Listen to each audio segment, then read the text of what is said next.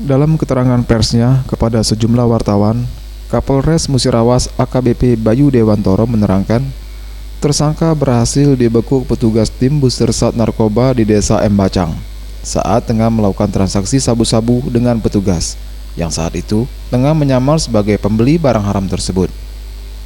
Saat hendak dilakukan penangkapan petugas, pelaku pengedar sabu-sabu ini sempat berusaha hendak melarikan diri dan sempat melakukan perlawanan, namun beruntung berhasil digagalkan petugas. Dari hasil penangkapan terhadap tersangka, petugas Sat Narkoba berhasil mendapati 2 paket sabu-sabu siap edar seberat 8,11 gram, serta 1 pucuk senjata api rakitan lengkap dengan 4 amunisi.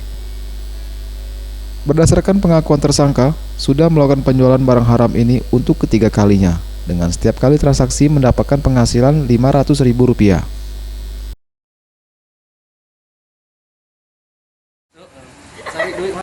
Penangkapan terhadap tersangka RF di Karangjaya, yang jelas bahwa yang bersangkutan ini pada saat dilakukan bertransaksi dengan kita itu membawa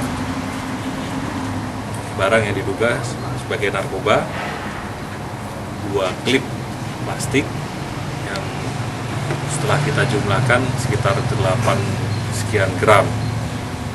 Pada waktu dilakukan penangkapan, yang bersangkutan membawa senpi berikut 2 amunisi dan juga berusaha untuk melawan petugas. Oleh karenanya yang bersangkutan diberikan tindakan tegas di kaki kanannya.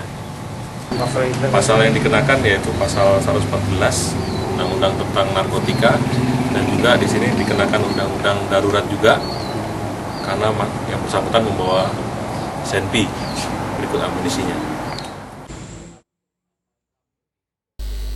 Akibat dari perbuatannya dengan menjual narkoba jenis sabu-sabu, tersangka akan dijerat dengan pasal berlapis, yakni pasal penyalahgunaan narkotika dan pasal kepemilikan senjata api rakitan.